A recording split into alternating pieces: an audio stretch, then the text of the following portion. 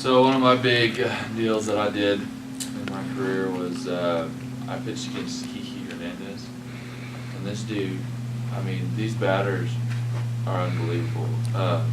He was watching me from my first pitch, one of my warm-up pitches, and he noticed when I was pitching. Now when I'd come set, I had a fastball. I'd press in just a little, just like that. I'd press in with my index finger, press in just like that. And then if I would throw a changeup, I'd be like this. And he noticed that.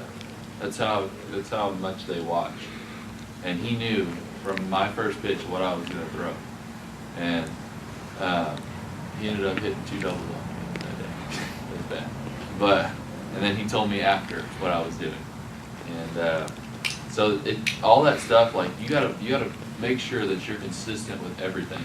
So what I like to do is you see a lot of guys like when they're getting their pitches, they move around a lot like this. So what I do is when I come set, I'll come set with a different grip each time. I'll come set with like a curveball or whatever. So it makes me have to do this every time. If you can make that consistent to where you do this every time, if you have to do it. So like a lot of people I've seen do, like, they go with like the splitter, whatever. You're gonna have to make sure that you do this every time. Even if you're gonna pick that pitch, you still have to shake your glove and act like you're changing it up, because they're gonna pick it up. And like all these terms and everything, you can tip everything. So you got to make sure that you pay attention to that, and you'll figure out the hard way if you're doing it wrong, and they're picking it up, because the whole team. If he's a good teammate, he's going to go around to each one of his teammates and tell them what you're exactly going to do, and then you're done. They're going to pick you up, and they're going to know exactly what you're going to throw, and it's going to be a bad day. So you got to pay attention to all that little stuff and make sure you're being consistent with everything. So when you were in college, how much did you see of that? It's not as bad, but they did, like, it would have to be more. It wasn't just a finger. It would have to be like me, like moving my glove, like on a curveball or something like that.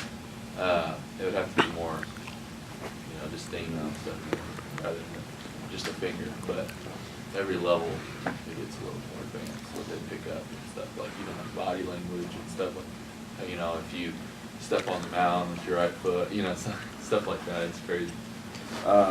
And select baseball guys now that is select is getting so in depth. There's so many different coaches that are involved now.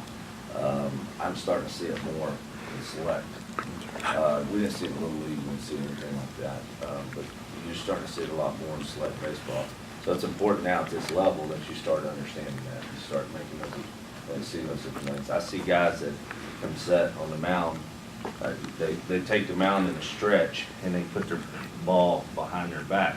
And it's the simplest form of picking up what they're going to throw is when they hold the pitch in whatever they're fixing to throw in their hand before they even come set. All right, then they come set and they don't change the ball in their glove at all, and then they throw. And like Hobbs was saying, you should always, even if those guys should always come set with a four seam or a curveball or something, always that same pitch, and then always make the adjustment in their glove. Always the same pitch.